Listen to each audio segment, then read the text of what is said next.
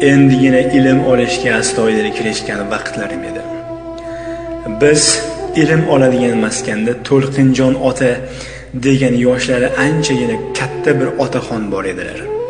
O'rtamizda katta yosh farqimiz borligiga qaramay, u kishi bilan suhbatlashish maroqli edi. Kunlardan bir kun u kishi hayotlari davomida yuz bergan bir ibratli voqeani aytib bergandilar. Bu voqea barchamiz uchun yetarlicha ibrat bo'la oladi deb o'ylayman.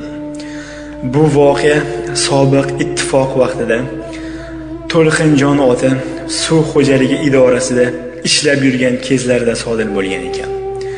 Bir kuni 4-5 nafar xodim ishxonada osh qilib yeyishmoqchi bo'lishibdi. Masalliqlar tayyorlanib qozonga solinibdi. Taom damlanayotgan vaqtda idora rahbari qozon oldiga kelib, "Qanaqa guruch tanladinglar?" deb so'radilar. Shunda To'lqinjon ota, "Endi siz aytgandek devzira guruch, qo'y yog'i, qo'y go'shtiga-da" deb javob berib, shunda rahbar, "Ha, unda bugun bir mazza qilib, qo'l bola palov yer ekanmiz-da, To'lqinjon." Shunda To'lqinjon ota, "Xudo xohlasa albatta yeymiz" deb javob beribdi. Rahbar, "Qiziqmisiz To'lqinjon?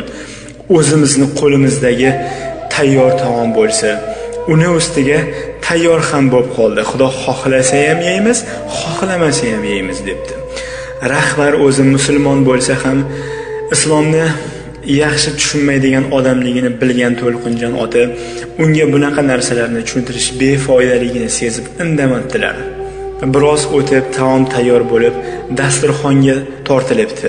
Xuddi shu vaqt idora telefoni jiringlab, rahbarni zudlik bilan majlisga chaqirib qolishibdi. Xodimlarni hay hech bo'lmasa bir qoshiq yeb keting deyishlariga qaramay rahbar yo'lga otlanibdi. Rahbar ketganidan so'ng xodimlar har holda bu odam bizni boshlig'imiz, oshdan unga ham nasiba olib qo'yaylik deb oshni bir qismini olib qo'yishgach mazza qilib o'zlari pishirgan taomni tanavvul qilishibdi.